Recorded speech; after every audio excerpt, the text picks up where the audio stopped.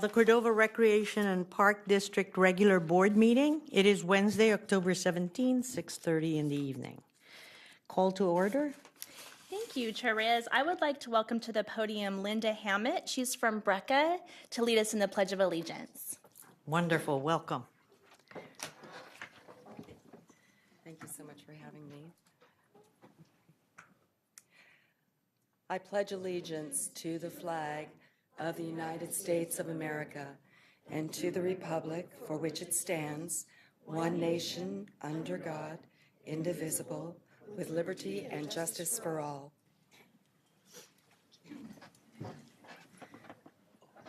Good evening. Good evening. I would like to introduce who our pledge, a leader. our honorable guest here. Not only is she the chair of BRECA, the Butterfield Riviera East Community Association. It's for 3 years. How long is I it? think this is my second year as chair. Oh, second year. I'm sorry. 3 years on this board. But she's also a very active community member and a lovely person. So I'd like to introduce Linda Hammett. Hello, Linda, welcome. It's a pleasure to be here, and thank you for having me. Would you tell us a little bit about your association? I've attended your meetings, your annual meetings, and I've really been very impressed by the partners that you bring on board. Thank you very much, Chairman. And your neighborhood, they're also very well engaged. Well, thank you very much. I appreciate that. Yes, the Butterfield Riviera East Community Association has been in effect since about 1997, I think it's been. And very active in the community, making sure that the neighbors are informed and hoping to get the neighbors engaged in the community, bringing the community together. We live right along the Parkway. Our neighborhood is bounded by the library on one side, Folsom Boulevard on the south, the American River on the north, the Mayhew Drain, and the library on one side. So basically over by Highway 50 in Bradshaw. And we have a pretty small community and a small community association, but quite active. We enjoy being involved in we're right along the border of Rancho Cordova, so we're very involved in Rancho Cordova issues as well, and really enjoying bringing the community together. One of the things that I think your community has well established is your relationship with your POP officers. They seem to be they seem to have been there a while. And they seem to be very, they participate and they give information, and you get information on what were the happenings, etc. So that's something that... Absolutely, yes. We have a very good relationship with not only our POP officers, but with the Rancho Cordova PD and the SAC Sheriff, as well as the park rangers. They all have a very collaborative relationship in our particular community because we do back up to the Parkway, and we do have a lot of issues because of that proximity with between the Parkway and the freeway. So our POP officers are very, very well engaged, and we just absolutely love them to death, the park rangers as well. I can't say enough great things about them. They collaborate and really help to keep our community safe and clean. Well, thank you for your leadership in that, and maybe some at one time or other, someone had approached me, I don't know, with our new developments and all this, and they want to put together a community or, organization that can be able to exchange news and keep people engaged and keep their eyes on the properties around. So I'll be sure to recommend them to check out your model there. Oh, we would be delighted to And have get them some come observe. mentorship. Yeah, Yeah. absolutely. Okay. Definitely. Thank you. Thank you very much. All right, so we will move on to the roll call. Director Lineback, Here. Director Sloan. Here. Secretary Danzel, Here. Vice Chair Yearwood, Here. and Chair Reyes. Here. Board disclosures. Do we have any board disclosures on any of our action items from the board? Seeing none, then let us move on to item B. Thank you, Chair Reyes. Comments by the public on non-agenda items. Members of the public may address the board on district topics not listed on this agenda. Speakers are limited to 3 minutes. It is a violation of state law for the board to discuss or take action on non-agenda items. Board members may only briefly ask clarifying questions or refer the matter to staff. And at this time, I do not have any speaker cards. Okay, seeing none, then let us move on to the consent calendar. Thank you. Consent calendar items are considered administratively routine and will be acted upon in one motion unless separate action on the specific item is necessary. The chairperson will consider any requests for discussion on the items prior to approval of the consent calendar. This evening, we have 3 items for your consideration. Item C1 is to accept and file the minutes from the School District 2x2 Standing Committee on October 2nd, 2017. Item C2 is to approve the minutes of the regular meeting of the Board of Directors on September 19, 2018. And item C3 is the district financial report for August 2018. All right, so we have consent calendar items. Do we have any need to pull any items for further discussion, questions from staff or the board? Seeing none, then I would entertain a motion.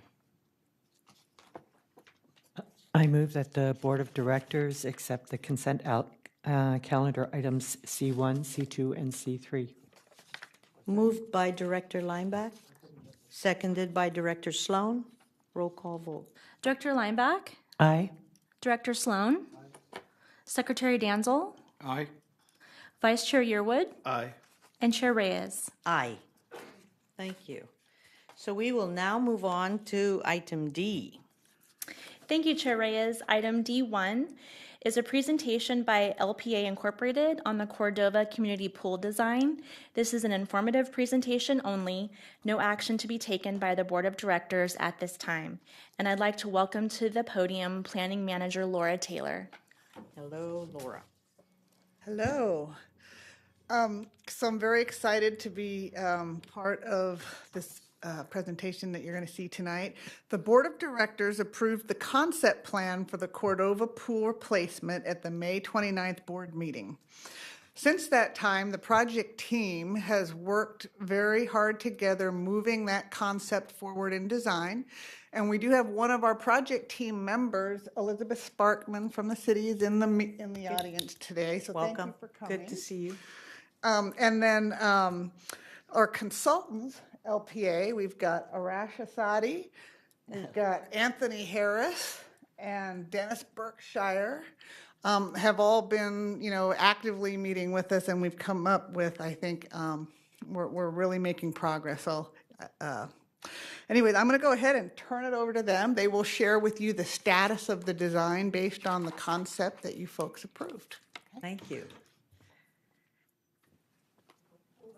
This is long awaited. Good. All I hope we right. don't disappoint. This will be great. Thank you.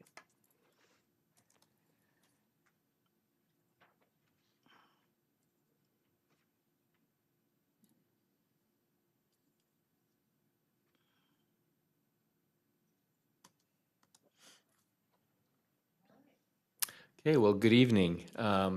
So we're going to take you through three parts here. A very short stint of kind of where we started, then we'll show you where we're at, and then certainly where we're going.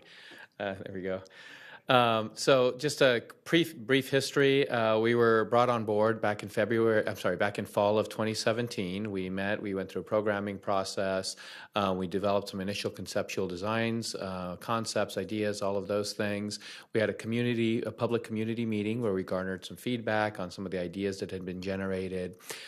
We came to the city council. We shared some of those ideas and the feedback that we had received and some of the ideas that had come out of that meeting as well. Then we brought it to you and shared sort of that snapshot in time and sort of the idea on what we were able to develop in conjunction with the budget. We then got some feedback from you, and there were some budget adjustments and things like that went with the project. Then we were authorized to move into schematic design. Just a brief summary of what these kinds of mean. We start with a conceptual design process. This is where we go through programming and we get all the different pieces and parts of the puzzle that need to be kind of put together. Then we generally kind of lay out the puzzle. That's sort of schematic design. We kind of lay out all the pieces and start to get them put into some level of organization. That's where the ideas are sort of validated and worked through to make sure that they work. Then at that point, we do some costing kind of exercises, and then we go into design development. Design development is really the nuts and bolts. That's where we start to figure out all the little bits and pieces. We completed design development, and we are moving into construction documents. The construction documents is really where ideation is complete, and this is where we start to put together all the things where a contractor can take those drawings and build the project. So we finished design development. We're bringing that back to you guys as sort of a update on the concepts and designs and based on the feedback that we received. So that's where we're at today. Just briefly to orient everyone, this is the site, and the red line sort of defines sort of that project limit of the existing facility. The initial project included a single pool on the far left, a new pool building that would serve the service functions of that pool. You can see the red line indicates the limits of the project. The existing buildings on the far right. The entry would come through the existing sequence of buildings and take advantage of the project entry and all those amenities, go through an entry gate system. Had a single lap pool, and then there was a secondary entrance on the far end for big special events and so on. We presented several options on possible enhancements to the project, looking at getting some feedback on a prioritization if the project were to take a different path there. We talked about shade canopies, some overflow areas that could be expanded, some additional seating, possibly covered entrance. We talked about converting some of the existing buildings into storage areas and possibly utilizing those. Talked about photovoltaic panels on the building or some sort of a energy kind of conscious approach to the project, and then even looking at cabanas and things like that that could be brought onto the project. Additionally, there was three other ideas that were presented, which had to do with expanding the lap pool, possibly looking at a secondary pool that was more focused on recreation, and then some amenities such as lighting and things like that. Those are the three elements that were approved by the board and we were asked to incorporate into the project. The original project was an 8-lane pool with 6 deep water lanes. We were asked to provide an expanded pool that became a 10-lane pool with 8 deep water lanes. We were to provide a recreational pool and we even shared some images of some play equipment, and the request was to enhance that play equipment as part of the expanded budget. And then we were asked to add in some security lighting and some infrastructure for a more robust kind of competition type lighting. So we incorporated the security lighting and are putting the conduits and infrastructure in so the expanded lighting could be added at a future date. The current project, so you can see obviously a much more robust effort with the expanded budget became a lot of opportunities. On the far left, you can see the building. The building, now you're seeing sort of the guts and bones of the building, if I want to call it that. That one building did grow from what you originally saw because as you add a secondary pool, it has more equipment, it drives more toilet fixtures and things like that, more pumps, more filters, all of those things. So the building did grow. We've developed the project a little bit more too, so we have a definition of that service court drive on the upper portion of the project. The existing buildings are still there. The lap pool, you can see, has gotten a little bit bigger. It's got those 2 additional lanes. We are now showing the recreational pool on the bottom of your screen there, and all the expanded decking and everything that goes with that. So along with the pool, there's all that other stuff that kind of needs to go with it. And then we're still maintaining the project entry where we had shown it, taking advantage of all the improvements that are there in a sequence of entry. And then that secondary event entry is there as well.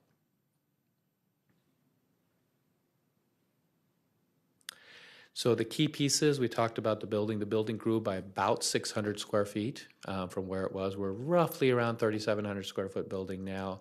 The 2 additional lanes on the pool, on the lap pool, so you can see it's 10 total lanes with 8 deep water lanes. I wanted to be real clear about that one.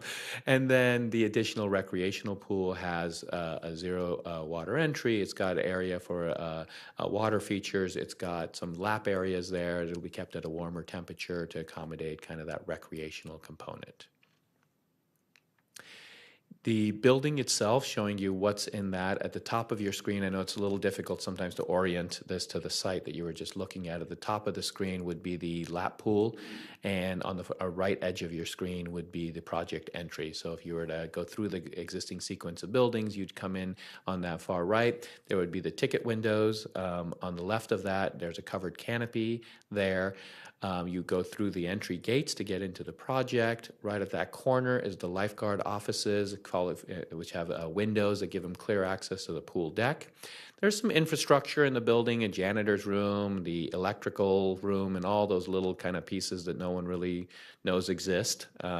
Those are all shown in gray, as well as on the far left of your screen is where all the mechanical pools and all the equipment and chemicals and all of those kinds of things go there. The green pieces are the locker rooms, the light green being the locker rooms. So you got separate men's and women's locker rooms, obviously. Some accommodations for lockers, changing rooms, and those kinds of things. And then we also have 2 family restrooms, or really all-purpose suites. Those have toilet fixtures, changing tables, and are completely separate and private. Giving you a quick glimpse of what the elevations start to look like. Some of the key things on the project: you need to have a very durable building, but it needs to also have an appropriate aesthetic to it as well.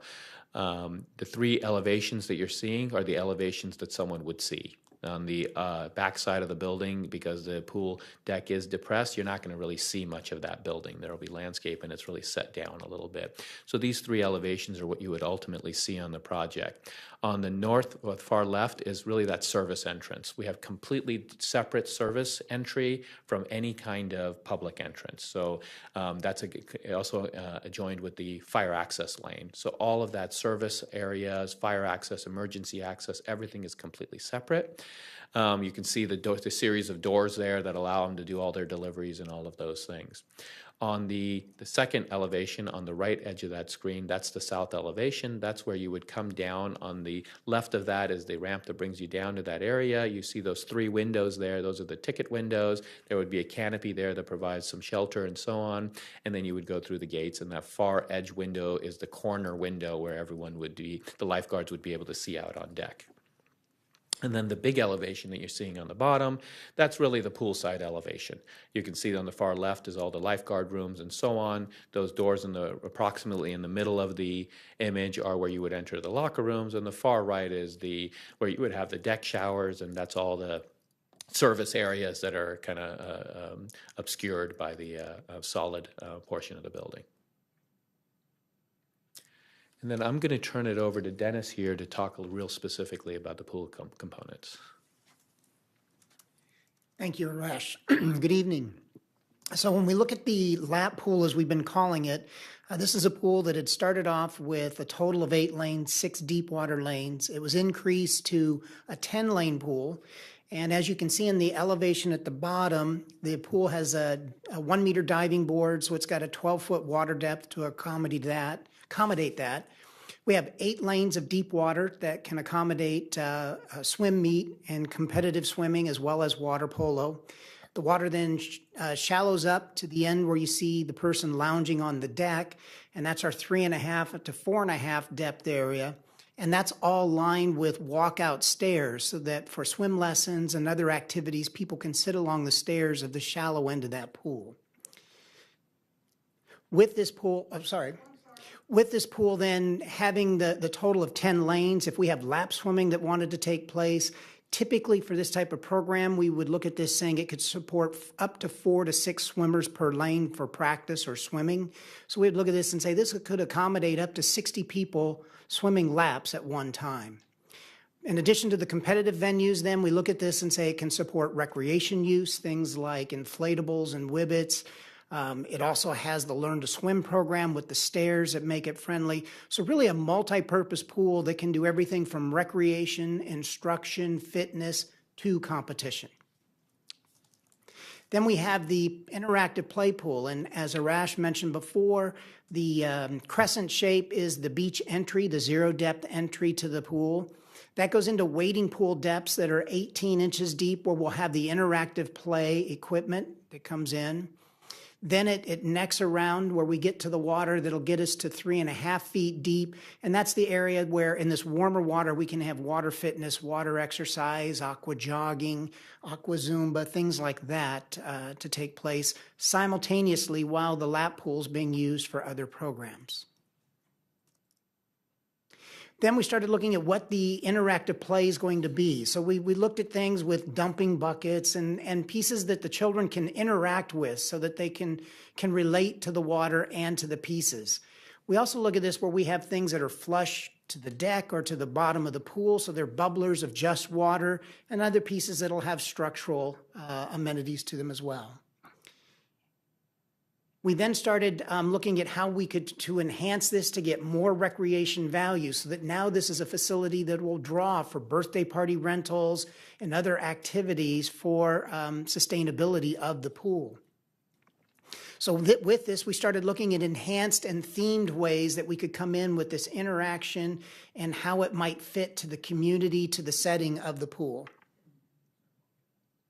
And so even talking about themes of whether it's animated types of pieces, different ways that we can work with this. And we're working with staff right now to really identify how we think this theming really wants to go and what might be the central theme that we want to pursue in these interactive pieces that we'll have in the activity pool. So then looking at the next steps, you've seen where we're at. So the next piece of this is where we go into the future. We have this today, obviously, is the CRPD board presentation. We're going to be looking at a community meeting. I believe that's next week, where we're going to take this back to the community, show them progress, and elicit some feedback and comments. Then we go to the city council and do a very similar process to show them all the pieces that, how the project has progressed and all the components that have been added since they saw it last time. Then we're going to get into real deep documentation. That's where you're going to see a little bit of quietness on us. And we're going to have pencils up and mouses clicking away and developing the construction documents for the package. We're hoping to have the estimated groundbreaking would be in fall, and then the estimated grand opening would be in spring of 2021. That's the snapshot. There's a whole lot of stuff that happens in between all of that, but that gives you sort of the summary of where we're going as our next steps. So thank you very much.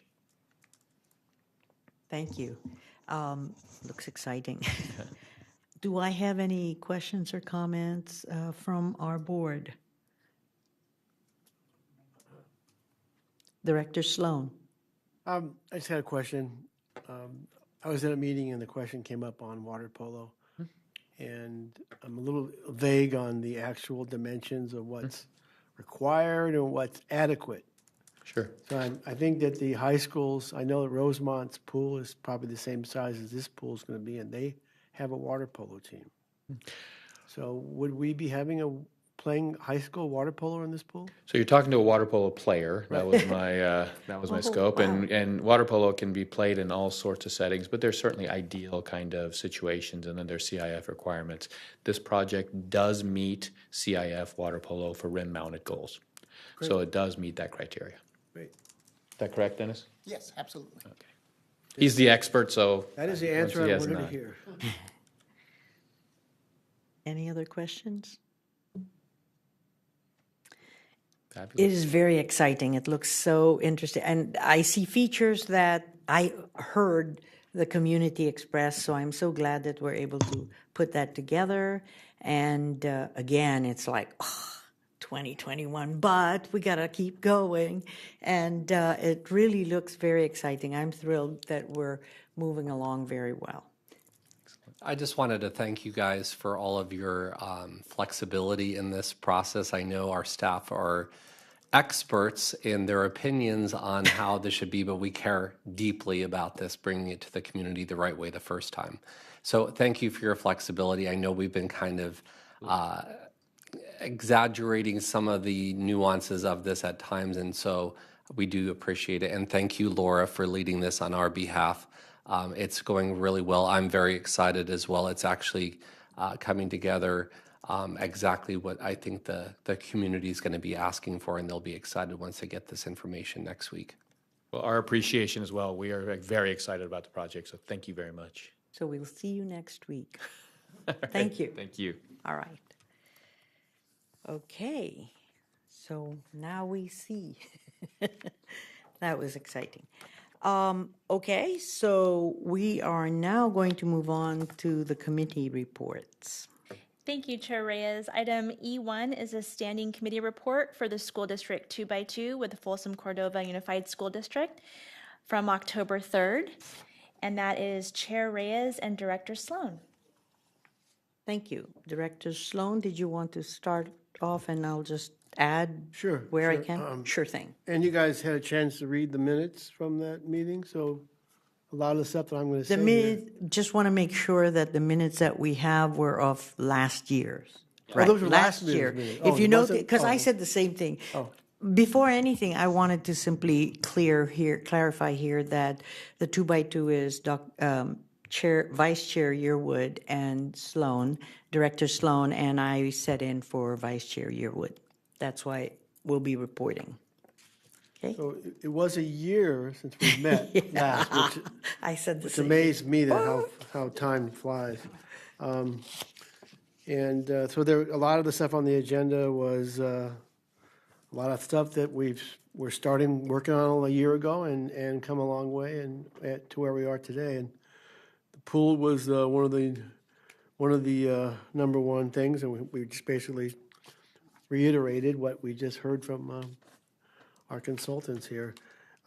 Joint use agreement is underway. I think the document's being prepared more and more every day. It's not completely done yet, but it's getting closer and closer. There was during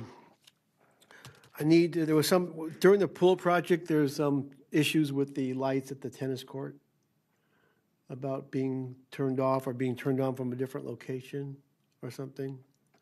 So that was one thing that's going to have to be taken into consideration. Another one of the things where we were talking to the school district was a lot of times when you get these calls from the police, and they have lockdowns at the schools, and sometimes the park district doesn't even know that this is going on unless maybe there's a parent who works at the park district. So we're working on getting our communications together so that any type of a situation that could affect both the schools and our park people, that we're on the same page and we know how to react to those situations. So it's sort of a safety plan that we're talking about.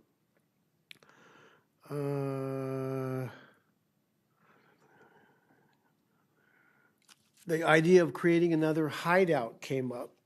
We've got a successful one that's over at Hagen, but the issue came up the kids who go to Mitchell, transportation is not easy for them to get there. And right now we've got, it takes them a while because the vehicle that we have is not a large vehicle. It can only pick up maybe 4 or 5 people and make 3 or 4 trips. And so this is the first I heard about that they're talking about possibility of taking a space over at Mitchell and creating another hideout, which I think would be very nice.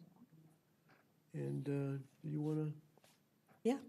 piggyback on that? I wanted to also note that we had the superintendent of Folsom Cordova Unified School District, Sarah Collegian, which was very good, breath of fresh air. I think she's attended the first one and again this time. We went for several years and we did not have the superintendent joining us, and so this was really good. It was nice to meet Sarah. She is definitely very, very supportive and respectful of the working relationships that our staff has had. One of the things that we also met, Peter, who was Maroon or something. Yeah, he's the new athletic director for the district, and we met the communications director, PIO. Is that Christopher Daniel? And who was Christopher Clark? He's a board board. Oh, I'm sorry. Yes, you're right, Chris. Yes. So he was there, and it was really good because we met the PIO, and our staff was able to talk to the other staff and talk about how they would be able to work towards getting information out to the community we serve. Part of that high discussion also brought up that there was a question as to, hey, if there's any way anyone had a van that was available, that's all they needed to be able to bring the students from Mitchell to the hideout program over at Hagen. Also, it was explained that it was not just like a hideout, a club. It was also, they did a lot of after school and homework. And I think the superintendent was really impressed by that. She has said that with the safety plan, they have a couple of community forums that they were going to have. One was going to be at the end of the month at their district office. So it was very encouraging. It was a great subject matter to talk about the lockdown communications, because it's been times where the school had a lockdown and the park where we did express them. We do have, the preschool and other activities going that we need to be able to communicate, and that was great. That was a good opportunity to bring that up. Other than that, they discussed the fire hydrant, the tennis courts, and the peach jar program. It was decided that we would work on possibly doing a rotating meeting location. So maybe the next meeting would be hosted by Folsom Cordova Unified School District. And also, at this point, they simply said that even a yearly come together would be good. And if there was a need to get together sooner, then that's when staff would bring it to our attention and we get the 2x2s going. The joint use agreement is just about almost done, and that's really good because it go back and forth. Now it's just words that they're trying to wordsmith. And that's it. Thank you. So now that we're done with our community reports, let us go to item F, which is public hearings. And we have none this time. All right, so that's good. Now we're going to go to item G. Thank you, Chair Reyes. Item G1 is to authorize the district administrator to execute a park use agreement with the Cordova Community Council to allow the use of the Village Green for the annual holiday tree lighting event on November 25th, 2018. And I'd like to turn it over to Recreation Superintendent Jill Nuns. Tree lighting, yay! Yeah. Hello, Jill. Where did that year go? I feel like I was just up here talking to you about that. So yes, we're in the planning stages. Shelley Blanchard's here as well. So if we have any additional questions, but we are in the planning stages for this year's tree lighting. The actual event happens on November 25th. So that's when the event is. Right now, like I said, we're in the planning stages. Scott Norton's also on that planning committee. So we sit on that committee, make sure that we can offer any help that we can to the CCC, but it is at the Village Green again. They're hoping for no rain, of course. We don't want any rain. They are not doing inflatables this year. Instead, they're going to, because, the weather kind of puts a damper on the inflatables, but they're going to try for snow. So we've got the tree lighting, we've got fireworks, we've got snow, we've got the food trucks. The Sacramento Valley live steamers will be there. Obviously, entertainments, some hay rides. Am I forgetting anything, Shelley? Santa. Santa will be on the stage this year, I heard. So Santa's on the stage this year. But it's a wonderful event. I know that you all have been there before. Nothing's really out of the ordinary. So tonight we just want to bring the agreement, the park use agreement, to your attention. If you have any questions, obviously both of us are here to answer any of those. Thank you. Directors, do we have any questions for Jill or Shelley? Will Cupcake be there? I was going to do that. That's why I get distracted. Vice Chair Yearwood has a Are you guys going to do question. the live nativity? Are we bringing cupcake? Will cupcakes be there? They're going to have people dressed up as. I don't know if Cupcake will be there or Cupcake-ette. We're not sure if Cupcake, yeah. So, I know, we'll see. We'll see. Cupcake's getting a little older, so yeah, we'll see if Cupcake will be there. But our polar bear will be there promoting our polar bear plunge, so. Actually, Cupcake's got legal counsel now, and he approached us and said that if he's going to be there, he's going to have some extra things to eat. Cupcake needs it to be a certain temperature, no rain, so. All right. Any questions? Any questions? If not, then I would love to entertain a motion, please. I move the Board of Directors authorize the district administrator to execute a park use agreement with the Cordova Community Council to allow the use of Village Green for their annual holiday tree lighting event on November 25th, 2018.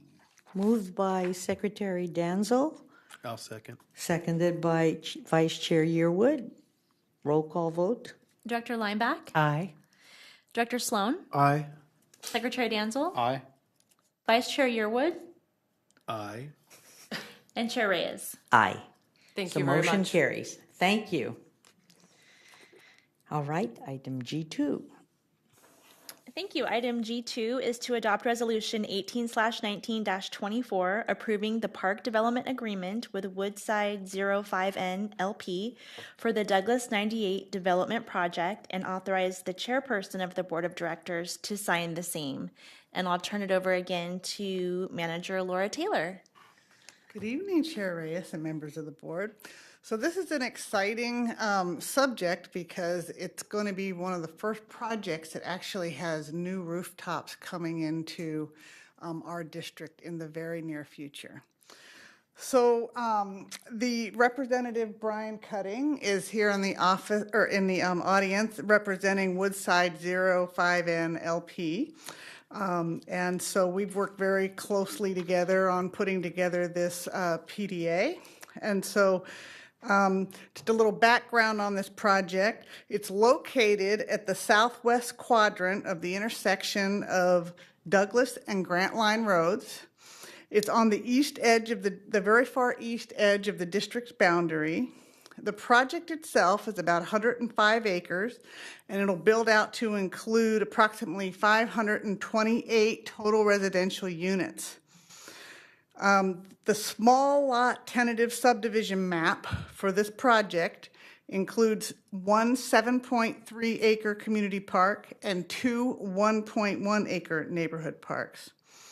So Woodside 05N, the developer, will hire consultants and contractors to design and construct the parks as turnkey projects. The district planning staff will review and approve the park plans and inspect the construction for compliance to the district standards. The PDA that you have in your packet establishes the terms by which the developer shall improve and dedicate the parkland and pay park development impact fees. So they will be paying a portion of fees, the 1,350 per household that will go into a pot that contributes to community, a larger district-wide community facilities. And they will also construct all the turnkey parks. The final subdivision map is expected to be approved by the City Council at their November 5th, 2018 meeting. The fully executed park development agreement is required before the city will allow the developer to move forward with the recordation of the final map on the project. And the final map is needed to be recorded before the developer can sell any lots for the project.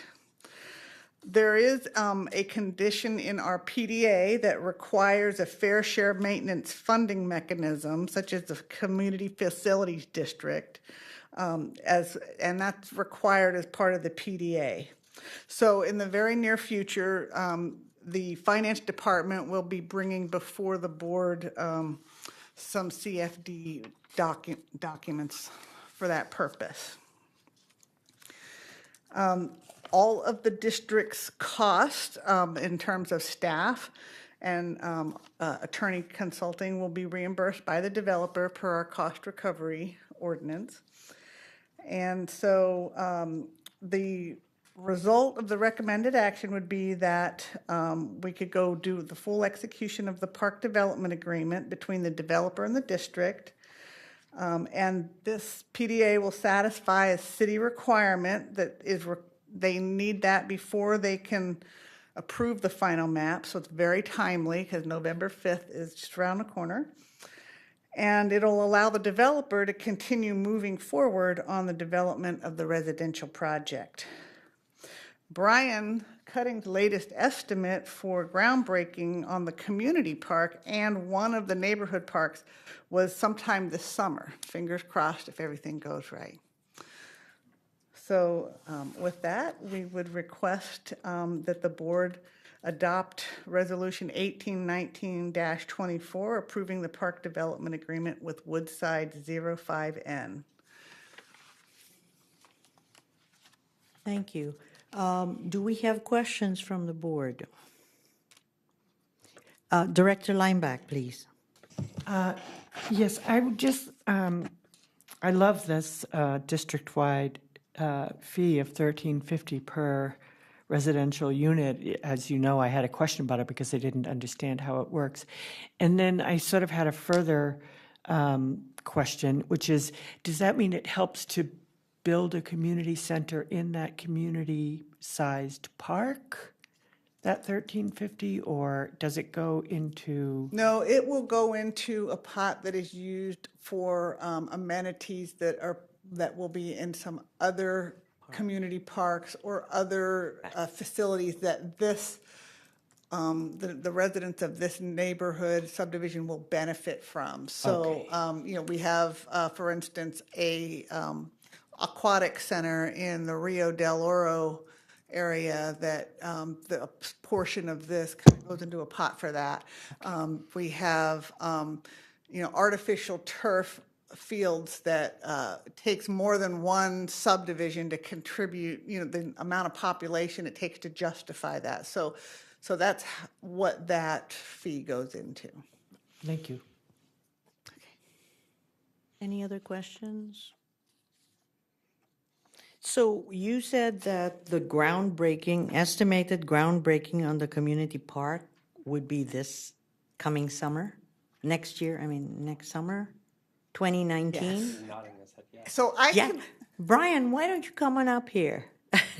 So And let we me can ask you. Well, let me just clarify Okay. a few things, because this is a smaller community park as Yes. far as community parks go. 7.3, And I can yeah. imagine that you might be a little surprised because it took us so long to get through the Heron Landing Park design process, right? So the Heron Landing Design Park has a lot more intensive active park facilities than what is programmed for this project.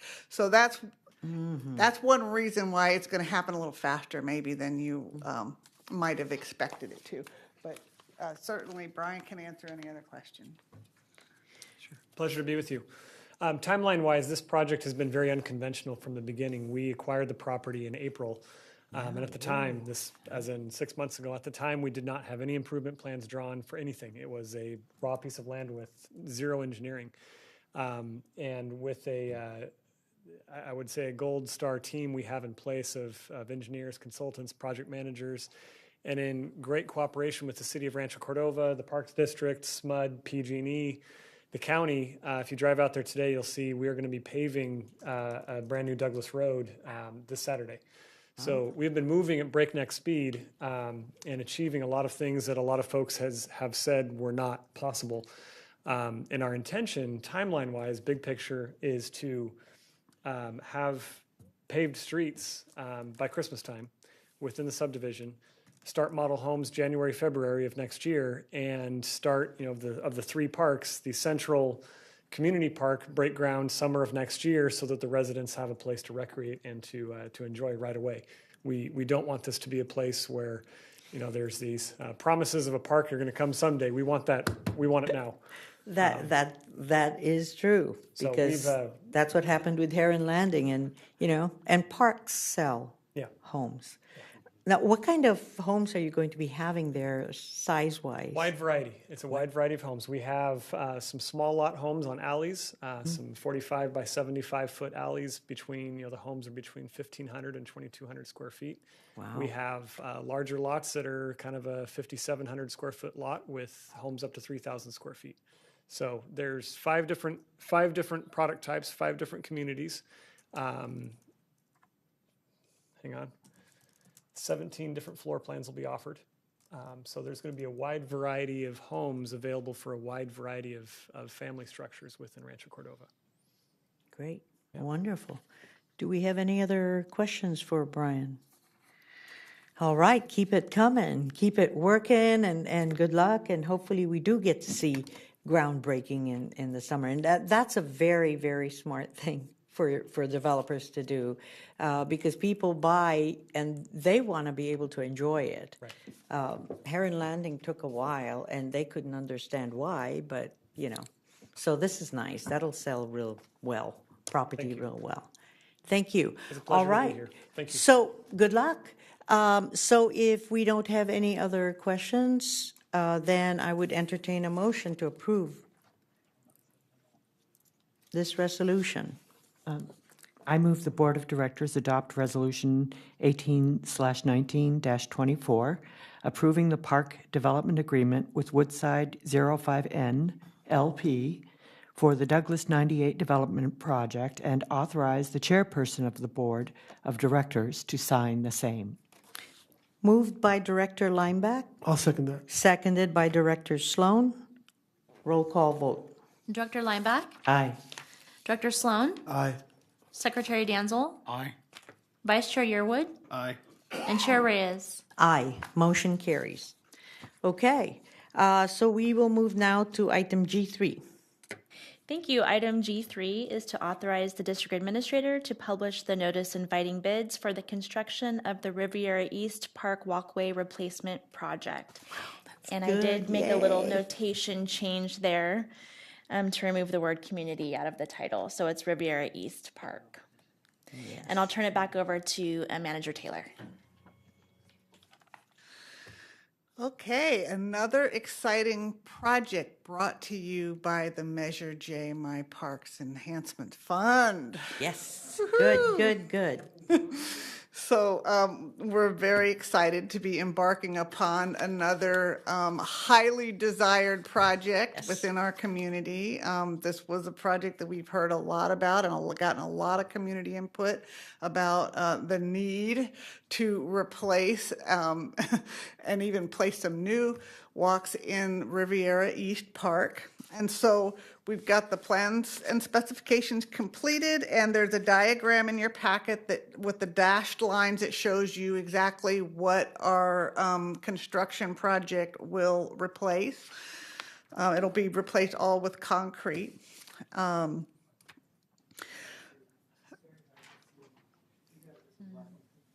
It's, I guess, the whole, Yeah, but mine shows up pretty good. Does boundary? yours not show up very well? no. Okay. But, yeah. Okay. So I'll make a note of that so that we can do a better job of that in the future. Okay. You want to explain it, Laura, a little bit? Like, if can you go to this and kind of have her walk them through this? How about if I pass the one I have around? I'll just pass it and then you guys could, because this shows the, it shows up on mine. That's better. You? Can you walk them through using this one, and so they can kind of guide their way through? Oh, here you go. It's inside. That, so here it is. This doesn't show it, but it got too dark, that's all. You can line it here. I can highlight it now that I know where it is. Okay, I think next time we'll go with black line diagrams instead of aerial photos in the background. It's good. So basically, it's replacing all of the existing walks that are there, and there's a stub that goes out towards the street to the north that gets added to this, so. So how long is this going to take? Want to When just you- point it out to them real quick?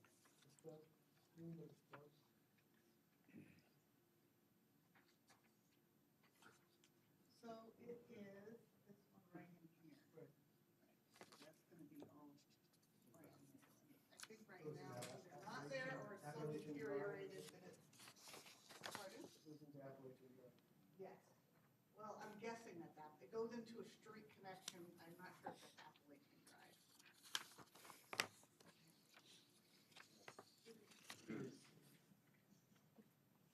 So it goes into Appalachian Drive. They're Okay, in the neighborhood, it is. it is. Okay, thank you. Fun. Okay. All right. So the estimate for this project is very close to 175,000, which we just wanted to make sure that we went ahead and put it out to bid as a formal bid process so that if it does come in over 175,000, we followed the rules and we don't have an issue with that. So the bids are planned, should you folks agree to allow us to put this out to bid, the bids will be opened on November 29th. And then our intention would be to come to the board at the December meeting with a recommendation for award. So we're talking about that little additional thing, because I know between the two houses, that there's a little more parkway right there. Is that our property? See, it doesn't just go straight across. Oh, It goes into that little area right there. It's a grassy area okay, in so, between these two houses. right, so that is not our property, and our project ends at our property line. So isn't there, what's there right now? There's a walkway. There's a walkway, a tree, and grass. And it's made out of what? Asphalt? It's asphalt. So we're not going to replace that? We're going to have asphalt? That's the walkway into the park. Then you're saying you're going to, We can't touch it if it's not on our property. who owns that property? It's actually Parkway entrance. It's like, That's a good question, and I will find out the answer for you. because I mean, I think the pillars are there where you can't drive. And I believe there's this thing where you can get something, it says, pick up after your dog. So I think there's signage there. Is there not? Park signage. in that little sliver area. Okay. I'll definitely look into that. Yeah, we don't want to have a nice walkway and then all of a sudden have this asphalt where people are gonna still get hurt. Okay. So, Well, we have to find out whose but it is. nevertheless, it is, as far as we know, it's not our property. And so the question is, do you, question before you tonight is, do you want to proceed with the construction documents and Can I putting out ask the you a bid? question? Who's been maintaining it? I do not know that answer. I think our park employees have been maintaining it. Okay, this is good to know.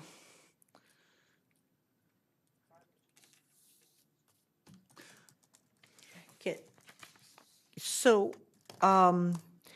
so your question here is, as you get the answer for that piece of property, know if it's ours or not, or whatever, are we going to be able to approve, to publish the notice inviting bids? Directors? Should we ask staff to make sure that if it was park property and park control, that we include it in the bid? Obviously. We have to find out. But if because it's not, then we have to hopefully find out whose it is. That's a good question. I've been living there for over 30 years, and So we I can always thought it defer was part of this, the park. we can defer this till the December meeting if you'd like. Unfortunately, we won't be able to address it at the November meeting because of other 'Cause you'll have to commitments put the already. bid, So we would have to wait until December to bring it back to you again with We're that talking about answer. 40, 50 feet, probably. There is another option. Another option would be to go ahead and allow this project to proceed.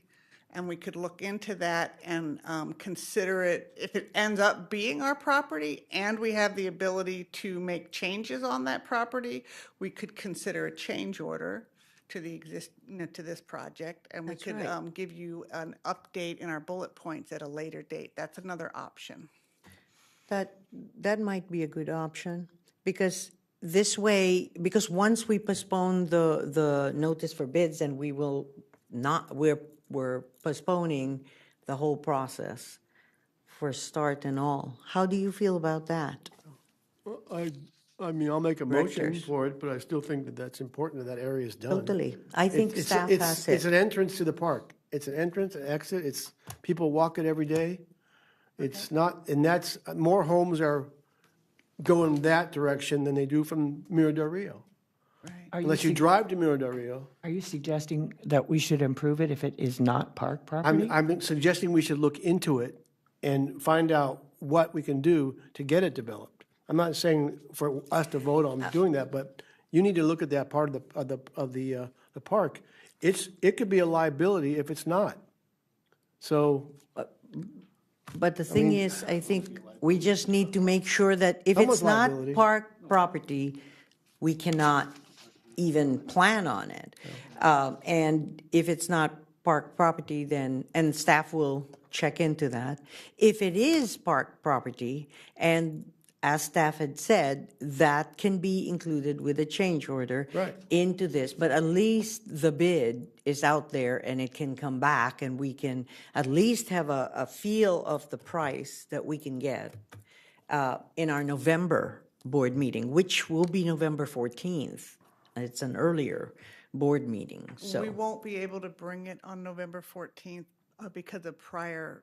So December is what you're So the saying? December would be the earliest I Oh, could bring okay. it back to you. All right, I thought you said, okay. So Director Lineback?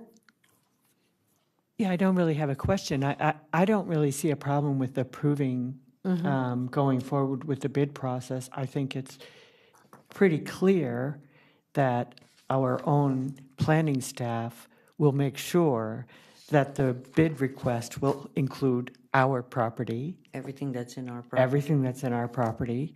So if it means that the current drawing has to be expanded a little bit, that can come back with a change order. I don't see why it would have to delay this. That's a good point there, and I think staff has told us that. So do we have any other comments or questions by? I'd like to the make a board? motion. Okay, I move the Board of Directors authorize the district administrator to publish the notice inviting bids for the construction of the Riviera East Parkway replacement project. Moved by Director Sloan and seconded by Second. Secretary Danzel. Roll call vote. Director Lineback, Aye. Director Sloan, Aye. Secretary Danzel, Aye. Vice Chair Yearwood, Aye. and Chair Reyes. Aye. So motion carried. All right. Thank you. Thank you. All right. Make sure there is a sign when that project starts that lets the people know that this is a Measure J. So either way, we will report back as to whether or not that's our property so that we have that clarity before we move forward. Thank you. All right, That's thank good. you very much. All right. Okay, so now we are item H. Thank you, Chair Reyes. Item H1 is board member reports. And first we have training, which was the CSDA annual conference, September 24th through the 27th. And that is Secretary Danzel and Director Sloan. Okay, yes. Well, we had a good time, and I was so happy that Laura Taylor could join us on that. That was it was a happening. He took the place of Patrick because he was doing the leadership thing, but Oh, okay. it was. I really liked the keynote speaker, the woman, Connie Podesta. I thought that was kind of cool because she spelled out some type of a characteristics of every individual and their personality, and so I was asking around the district last time I was upstairs of what shape they would be, and there were lots of circles and triangles. Not very many squares.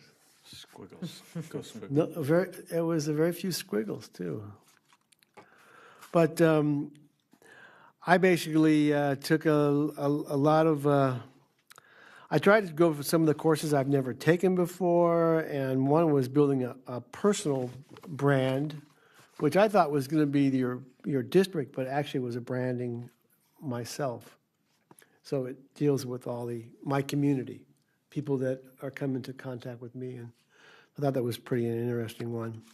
And then another one, a couple of ones that I went to was the Brown Act in action and navigating pitfalls, and there was one where they had like a nightmares on board night, the Brown Act rules of order and meeting standards and stuff, and how do you deal with directors that don't follow protocol, community members who don't follow protocol. Really? That must have been exciting. Yeah, it was interesting. All in all, it was a lot of the vendors. There was one vendor out there that was dealing with older properties, and I thought it was interesting because there's a program that they are going to probably approach our district with, where we can retrofit and change some of our existing appliances or things on air conditioning units that require a lot more energy to run with more efficient ones, and actually with the money that we're saving by not pumping it into the utility bill will pay for the program. So these are just things that because a lot of our facilities are getting older and older and older, and so this would be a good way to look at the I don't know if it's using our Measure J funding more adequately, but mostly in the community parks and buildings, like especially the golf course. We actually met at the golf course, and I looked at the top of their old air conditioning units up there. Been there for many, many years. So, but you want to add on to this, Brian? Yes. Speakers, first of all, were phenomenal. I really enjoyed it. It was interesting because the first one talked with using shapes and what was it, the 30 and below, Rick? Were they the squares? No, the watch thing. Oh, the watch, that's right. Who has, anybody has watches? Laura, it was Taylor. 30 and, was it 30 and below on the watches? Don't own a watch. Don't know a watch on What you said? day one. Oh, you were doing that's Oh, right. she You were, didn't do, but yeah, she talked about. Yeah, she was working. I remember her saying that now. But they talked about people under the age of 30 not having their having a wristwatch, wearing and there's Ooh. a reason why we've gone away from it. It's the cell phone, this, that, and the other. But she called some lady up, younger lady up, and she left her phone on the table. Came up on stage talking to her, and she goes, "Well, what time is it?" "Well, I'll have to go get my phone." Well, but if you had your watch, and so she actually gave her a watch, and the rest of the conference, anytime anybody saw this young lady, asked her what time it was. It was quite interesting. That was good. Did it with no PowerPoint presentation. Yeah, she did an hour and a half presentation with no PowerPoint. It was incredible. Talked about the disadvantage of PowerPoint, things like that. I also took the same class, the 5 things you can do to build an awesome personal brand. Definitely an interesting class. Learned a little bit about myself in this class and things that we needed to do there. And then the one that I knew I was close on, but I had to give Clerk Jones a text that morning and say, "Hey, how am I in AB 1, 2, 3, 4 on my ethics training?" I knew it was coming up, but I wasn't sure because I'd like to kill that one out there and get that done. Because doing it with you guys is great and fine and dandy, but sitting in a room with directors that have been directors for 30 and 40 years and listening to some of the questions that they, "Well, what do you mean I can't do that? I've been doing this for 30 years. And knowing that our clerk has definitely schooled us on a lot of these things, and I've actually told her thank you. But it was, people couldn't figure out this email communication about, the biggest one was the email communication. Well, everybody always hits reply all, and I'm like, "Can I just answer this real quick?" And it was, that the BCC, use the BCC, and then you don't end up with that problem. And just you saw light bulbs click on all out the room. We can do that? Well, yeah, because that's how our clerk communicates, or our administrator communicates with us all the time. We all know what's going on. I can hit reply all, that's going to go to you two, not the other 4 that sit here. So it was kind of fun to see that. I will not steal all the thunder, but the second day afternoon lunch was an incredible feeling. That's all I've got. I will let Ms. Taylor talk about that later. That's wonderful. And Director Sloan enjoyed it. He's got a smile on his face. Okie dokie. It was a good conference this time. All right. Thank you. Now we have the board member community activities and meetings report. So would we like to start with Terry, Director Lineback? So I did attend. I think I might have told the board that there was going to be this second special meeting of the Redevelopment Agency Oversight Board just to approve some past payments that had previously been withheld by the city and the county of Sacramento for CalPERS that they had determined shouldn't be paid out of Redevelopment Agency funds. They were sued. They lost that suit. So we were just there to make those payments, which had to be done by law. So there were no dissenting votes. I attended the Rosemont Community Association meeting on October 4th, and I did report back to them that the district indeed will involve the community in that little Primrose Park playground replacement. But other than that, there were no items of specific interest to the district. But they have that Oktoberfest thing, that beer thing? They had it. Oh, they had it Yeah, it was in October. On October 5th, which was my birthday, and I was in South Lake Tahoe. Happy birthday. Thank you. What did you do in South Lake Tahoe? Were you there for the weekend? Just for the weekend, yeah. How just nice. ate in really fancy, incredible restaurants and stuff like that. Richard did good. He was good. And then with some fellow board members, sat in at the community outreach meeting for the Williamson property, which I thought was a very good and positive meeting. There was a great attendance by the public. They were engaged in the topic. The facilitator kept things moving in, a forward direction. And I think the district got a lot of important feedback from the community for how to proceed with that property. So kudos to, Administrator Larkin, to the planning department, to the consultant. It was a very well-run meeting. All the meeting materials were appropriate, so I thought it was superior. Good. That's my report. Thank you. Director Sloan? Okay, I'll go next. October 2nd, I attended the Rancho Cordova Athletic Association meeting. And what was interesting is that the lights that were going to be put on, or they're looking at putting on the Allspring Park Little League field, that project now is on hold because I guess there's been some extra funding and the city's looking into getting more involved, and they're looking at doing a bigger project, and instead of doing something that they might have to redo, they're going to wait. They're just going to hold off until they figure out what the scope of the project's going to be. And I'm sure we'll be hearing more of that project as we go on. So the talks came on about basketball leagues and how we're going to team up with the schools and maybe get back to where we were using some of the multi-purpose rooms for youth sports, the way it used to be 10 years ago or so. We were doing that. So that's another thing on the agenda. The Stone Creek soccer turf is, you guys all know that we took a beating with some vandalism out there at Stone Creek. My son lost a couple practice days, but the district got in there, and I swear I didn't see them before. I never saw pictures, but I saw how they fixed it up and they made it flat again because someone had gone in there with a four-wheeler and tore it up.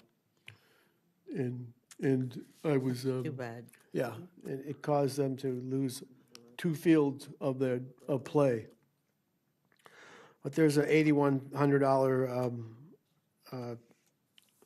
bank that's going to go in for the soccer turf from the measure from that enhancement renovated projects list. So I think we're looking good on the stuff happening at RCIA. We had the induction of the fourth induction of the Rancho Cordova Athletic Association Hall of Fame, which was last Saturday, and that went well. And on today, I had the luxury of meeting the new CEO of Capri and the CRPD, Matt Duarte. He's relocating from Southern California. Wow. With his family he's got a lovely wife and 3 children. I'm trying to get them over to look at this area, but they're looking at Roseville right now. But he's also was interesting that he's also a licensed lawyer.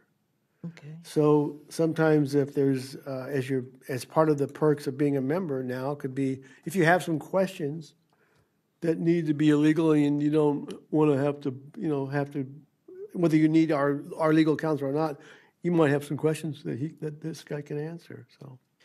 So he is the executive director of Capri? Capri, and part of he wears 2 hats, just like Pat Kabuligan wore 2 hats. He did the CRPD also. So he's doing both? He does both, yeah. He does both. Interesting. Yeah. And Pat's retiring, I heard. Pat's retiring. He's going to move to Utah and be with his extended family. Interesting. We talked about Prop 68 funds. I thought was interesting is that, that it passed last election, and there's going to be a couple go-arounds. First, they're going to look at competitive grants that they're going to offer first before they give the districts per capita money from that.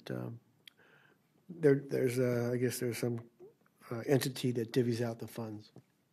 So we talked about the spring conference.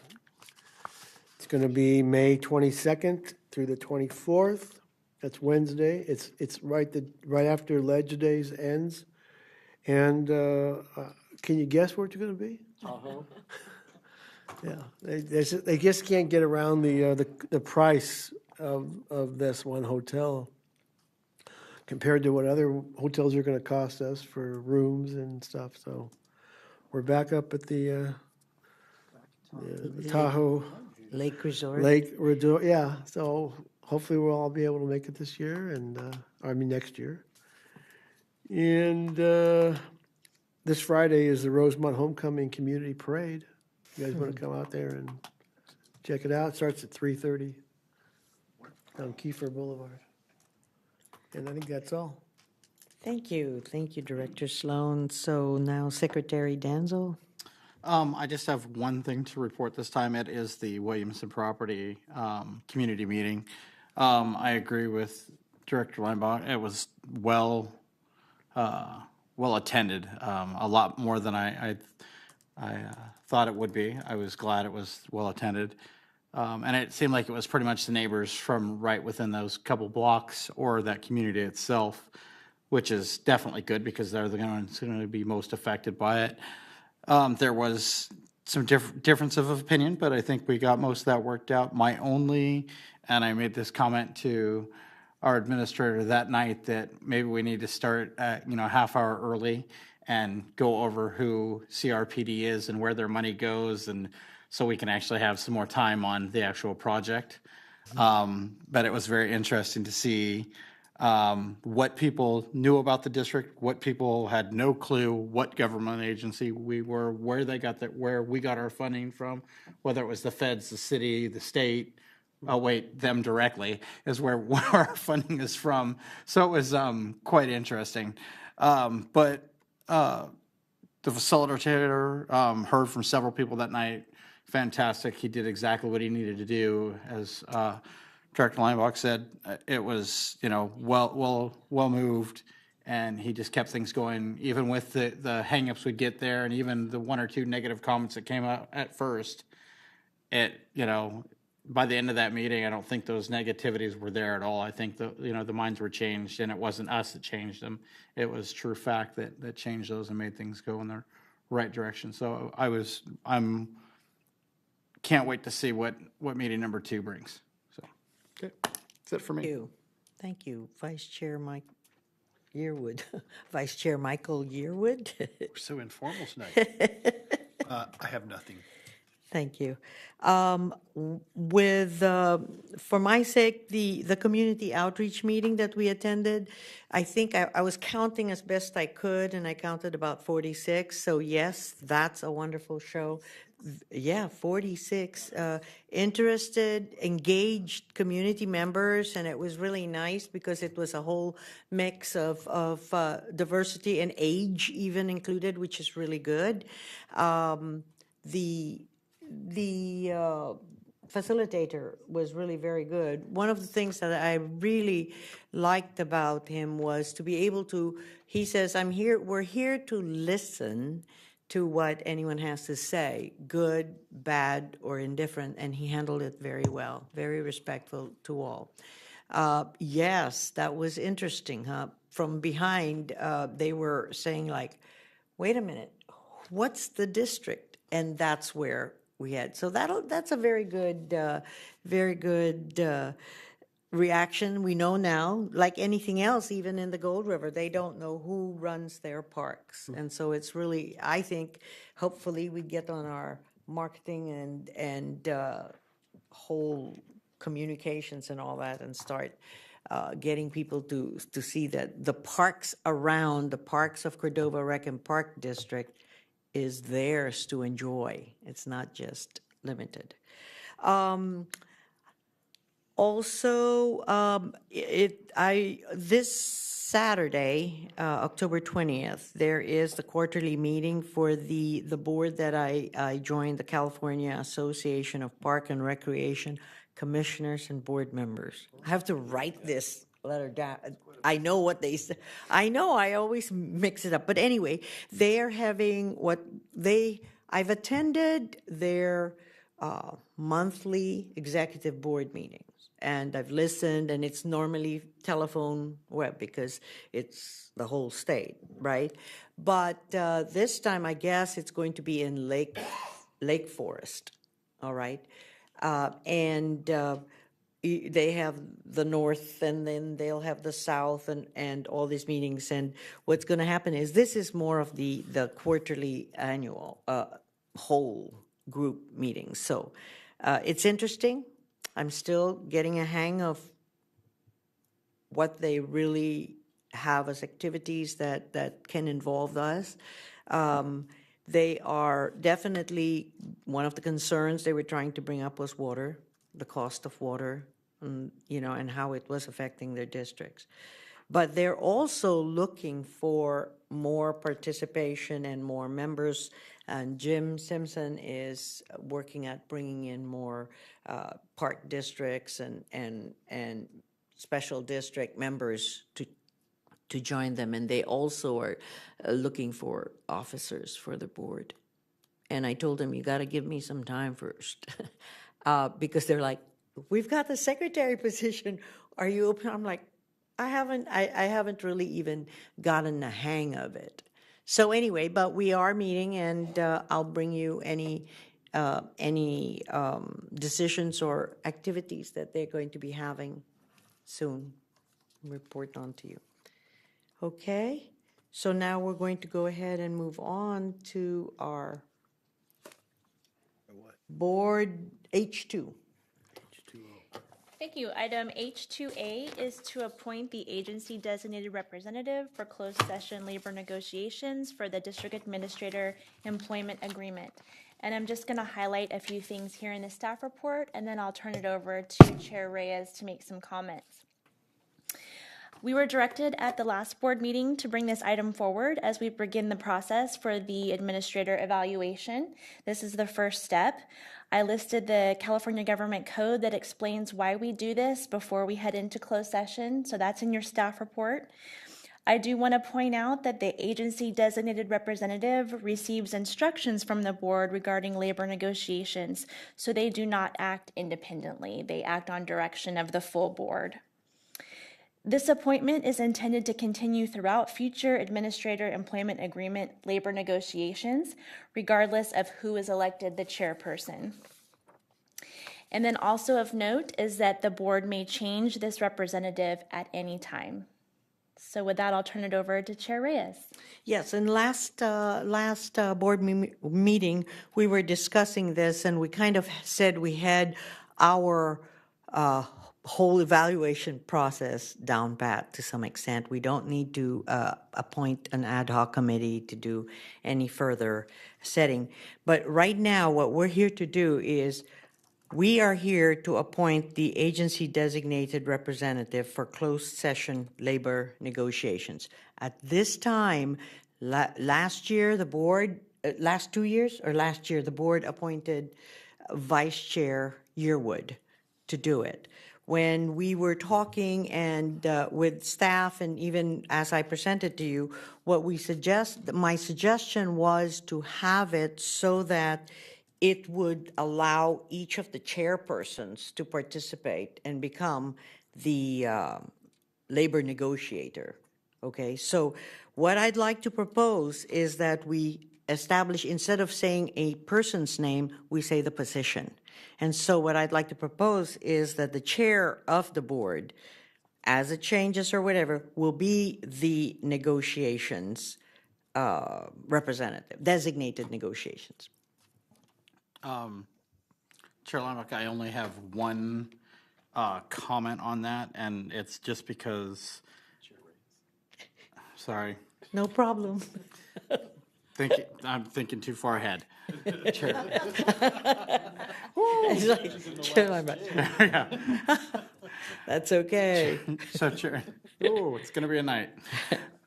Chair Reyes, so hearing some concerns from a director that they don't want to do this again. The only caveat is that I don't know how to do it because we're saying the chairperson will be that person, but I think we need to give, in a sense, a way for that chairperson, if they choose not to do it, they make their designee at that point, that the board doesn't need to agree on it, but, so if Vice Chair Yearwood Yes. next year decides he doesn't Yes. want to do it, we all agree that whoever he chooses to take that appointment for him. Yes, Is that- or I think what happens there is, if I understand this correctly, as our board clerk said, what'll happen is at any time, the board can ask to appoint the designated. And so what we're going to do here, yes, is we'll do that, and should any one of us, anyone on the board, choose that they would rather not do it, then it's okay. At that point, that chair can bring it up and say, I'd like to see directors, I'd like to move that the labor negotiator representative be someone else, and that's doable. Well, I think you're suggesting that the board chair either be the negotiator or the one who can appoint a designee without going back to the full board with regard to who that negotiator would be. Okay. I'm Can we not do sure we that? can do it in that kind of administrative step. We would have to make the nomination now just because we have to announce who that person is as we go into closed session. So we wouldn't be able to say, for example, on a future agenda, their chairperson or their designee. It would have to be a specific. Correct. I think it wouldn't be as difficult, because at that time, we just But at sit that like time, this. say- At that say time. Yeah. Vice Chair Gerwood, Definitely. when he becomes a chair, says, I don't want to do it, my Yes. designee for this will be, Exactly, and as long At as that we time. announce it before closed session. that's all I perfect. want. So Yeah. I just want the I chair, don't- yeah. whoever it happens to be, Yes. to either be, or Totally. make their personal Absolutely. appointment. Totally. And could the chair have a conversation with one of us outside of here, like, and just find out who would want to do that? It's two people. Absolutely. Yeah, right. So when he Yeah. comes, When say, it comes time, just yes. hypothetically, if Michael Yes. doesn't want it, he's already talked to Terry, and she says, okay, I'll do it. And so he can just say, I picked Terry instead. Yes, Vice Chair. Yeah, but what if he Yearwood. asks me and I say no, and then he has to talk to a third person? So what, he's supposed to talk to you before the meeting. Hello. So let's changed your do mind? this. Let's wait till then, and let's go ahead and yes, and designate it this way, because then the chair can simply do the same thing I'm doing.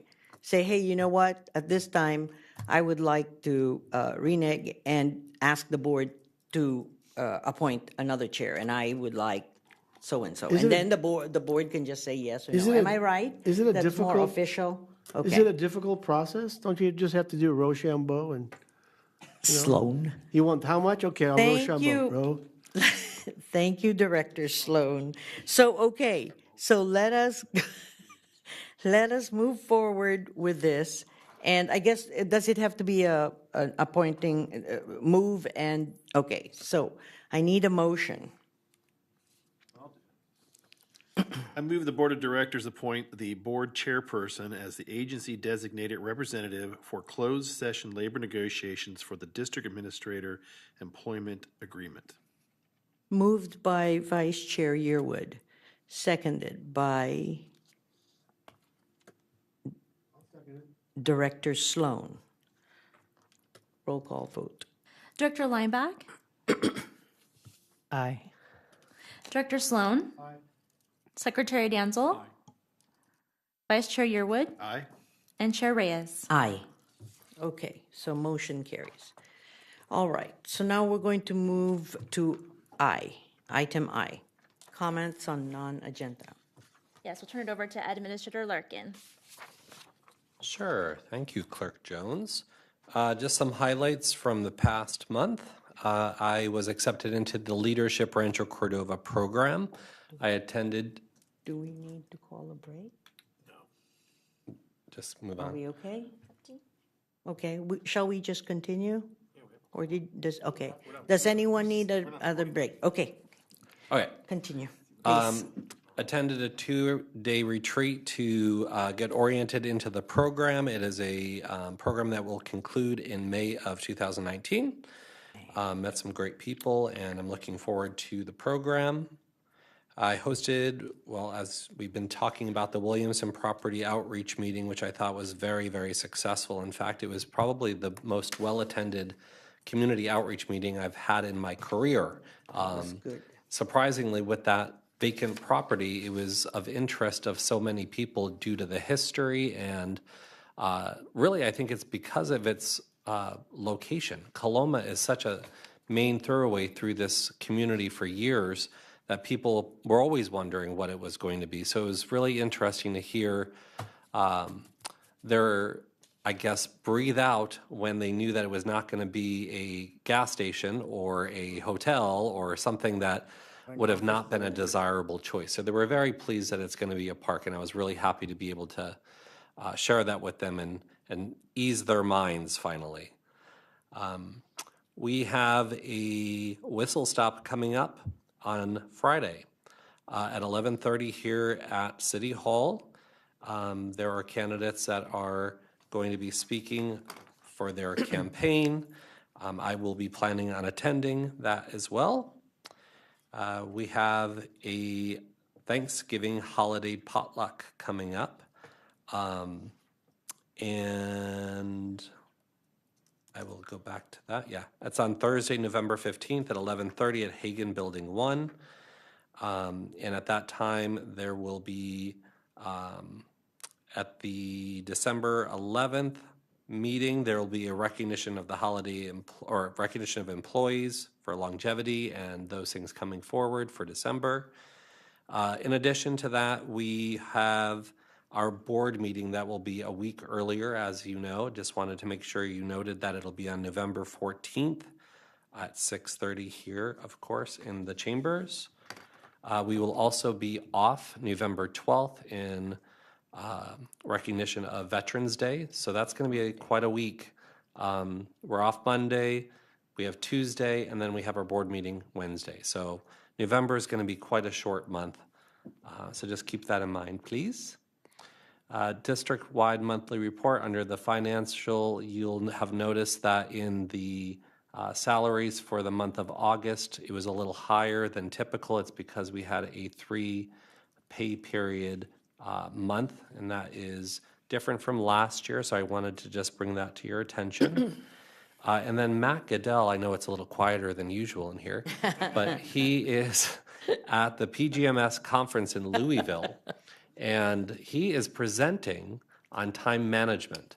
So Matt has his first public speaking official conference trainer opportunity that he got trained in this particular curriculum back last year at a staff retreat, loved the topic so much, created his own kind of version of that, and is now presenting at that conference. So I'm really proud of him for that, and it's a pretty cool accomplishment that he is doing that. And he's a little excited. He was telling us a story about how TSA was looking through his briefcase, and they were like, what is all of these things? And he's like, I swear it's for a conference. So anyway, we miss Matt, but he's doing a great thing. And also Jerry is there as well. And he's been very instrumental in actually putting that conference on. So kudos to that staff. We have completed our interviews for the recreation coordinator position at Mather Sports Center, and we have an offer on the table, and I will be announcing the successful candidate at the upcoming meeting in November, as well as a marketing communications specialist. Interviews are completed with an offer on the table, and I will be announcing that person at the November meeting as well.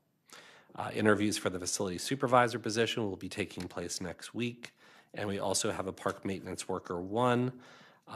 First round interviews tentatively scheduled for October 22nd. HR was able to provide the staff with a CalPERS training for retirement. I thought that was a great opportunity. Andrea worked with CalPERS to have someone come out to us. We had about 30 staff members attend just to get information on how they are in their abilities to retire from the district if they choose to. So it was, I mean, for even people that aren't ready necessarily tomorrow, it was just really good information for people to plan. So I thought that was great. And thank you, Andrea, for setting that up. At Recreation, there's some great accomplishments. The tennis courts have been off the hook at Heron Landing Park. We had 4 successful tennis classes that were held with the newest instructor we have out there, Kenny Pack, who teaches Pee Wee tennis for 5 to 8-year-olds and fundamentals for youth at 9 to 12-year-olds and teens, 13 to 18-year-olds. Also, they have a cardio tennis for 18 and up. So great off-the-blocks program that we're offering out there, and we have a great instructor out there who's, I believe is a pro. Is Kenny a pro? At least he's been teaching for years in different districts around the area. So I'm really glad to hear that that's actually sustainable and being well received. In addition to that, we also have some success. We have our first NFL Flag Football League officially started. There were 7 teams and a total of 70 participants ranging from 5 to 12. Games are held at Saturday morning at Heron Landing Community Park through November 17th. So go check that out. It's going really well. We've gotten some great compliments from the parents, the kids, and it's a great alternative to tackle football. So we're hoping to look to expand that program going into the future. I just want to thank Jill and her staff for really inventing that, seeing what that service gap was and quickly and filling it immediately. So thank you and great job to that staff there. At the Neil Orchard Senior Center under the seniors and special events, they held their doggy days at the park. At Hagen, there's approximately 20 vendors and about 350 people participated. Also, Heather Shelsky attended a volunteer recognition event, the Sacramento County's annual RSVP Retired and Senior Volunteer Program. Volunteer Appreciation Lunch. The luncheon was hosted by Carl Curtis from Channel 13.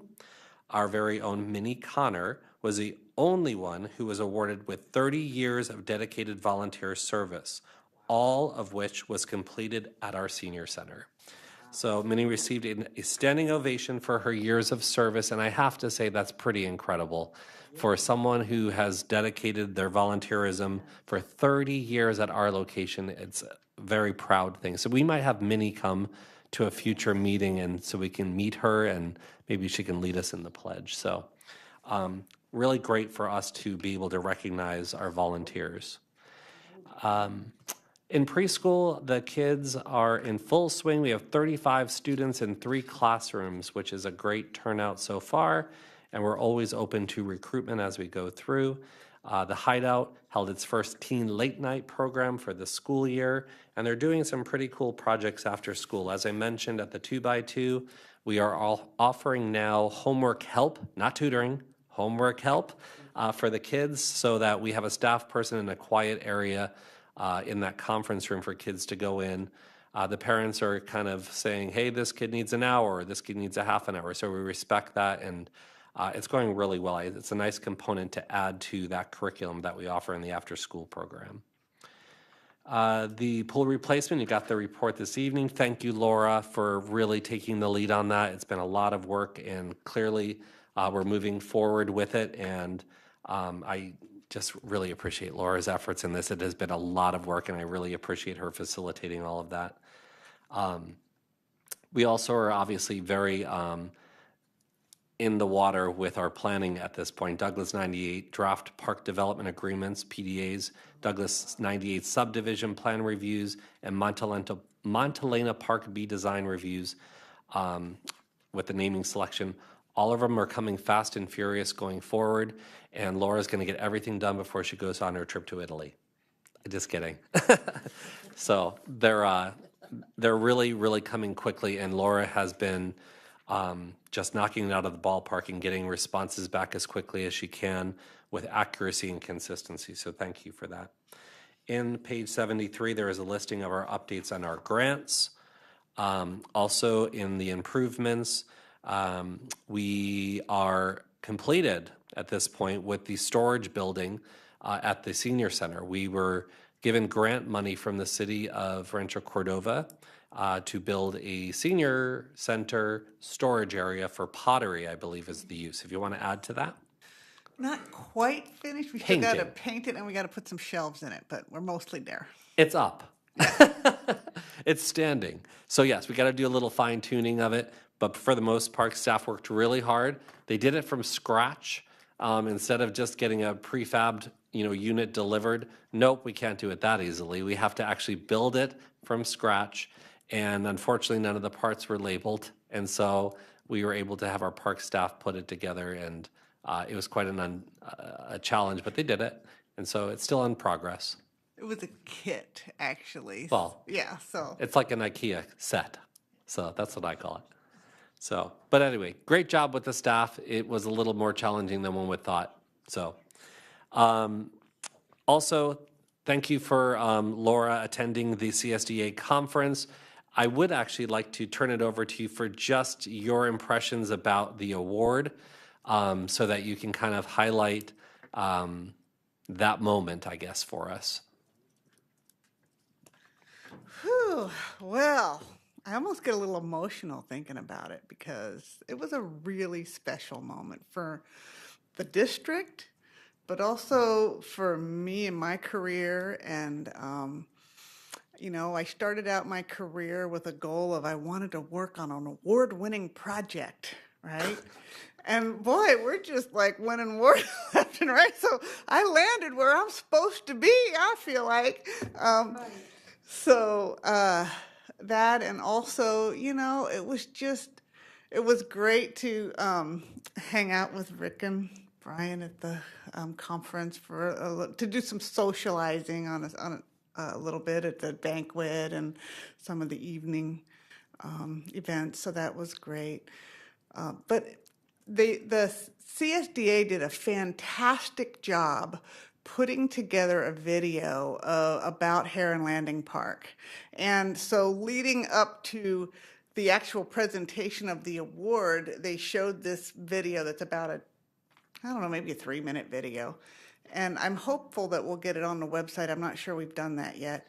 But it was basically the project team in park planning and Patrick out there showcasing all the wonderful, unique, innovative amenities within that park.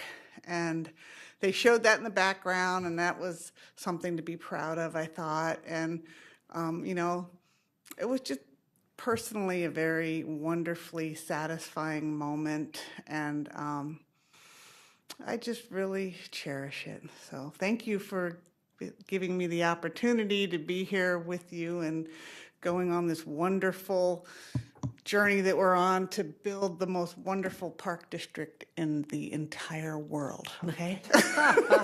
This is the third award, right, for Heron Landing? Well, we've gotten Am I right? several awards for Hillside Hillside we got. Sunridge Park, and Heron Landing Park. So we might be up to like 7 at this point. It's a lot. This is our second one for Heron Landing specifically, though, no? Yes. Yeah.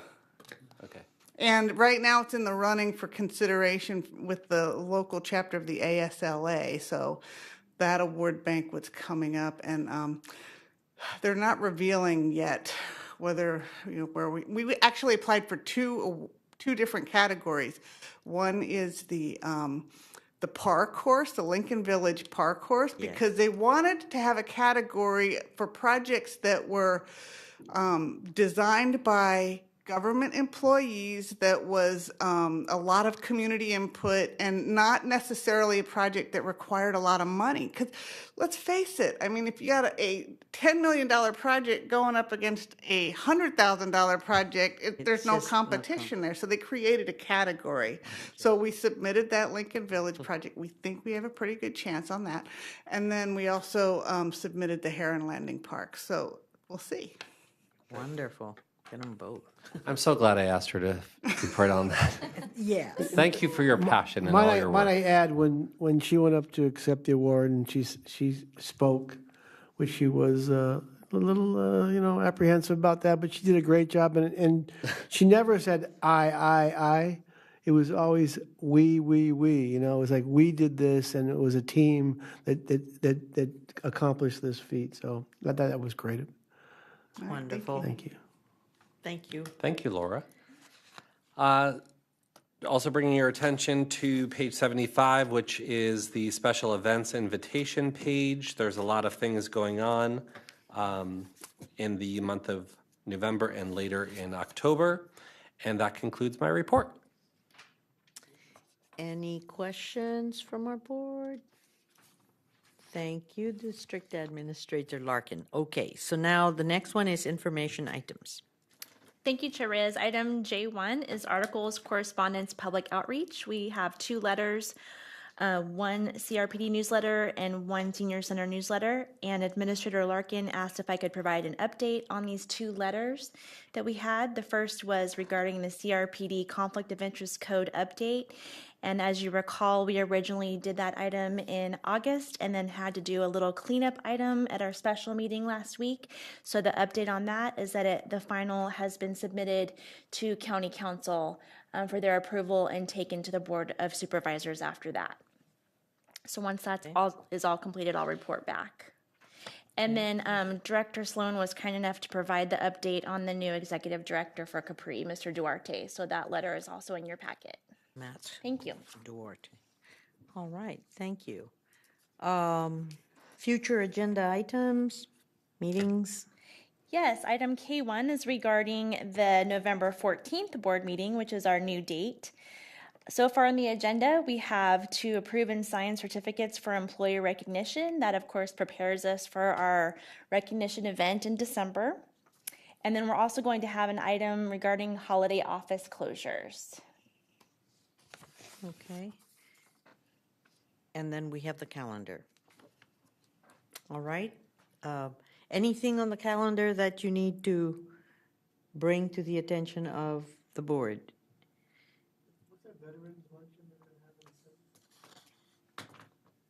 Veterans Day celebration at the center, senior center, 11:30. Usually they have a luncheon and sometimes they're themed, and that's their theme for that day. What time is our trunk and treat? Trunk and treat, or treat and trunk? Starts at 4:30. Okay, great. So I'll be there about 3:30 setting up. Okay. 3:30. Trunk. All right. So unless there's anything else, I would like to move to item L, which is closed session. Thank you. I'll announce the item. Item L1 is a liability claim pursuant to California Government Code Section 54956.9. The claimant is Juan Yang, and the agency claimed against is Cordova Recreation and Park District. Okay, thank you. So at this time, we will recess to the closed session in the community boardroom. Thank you.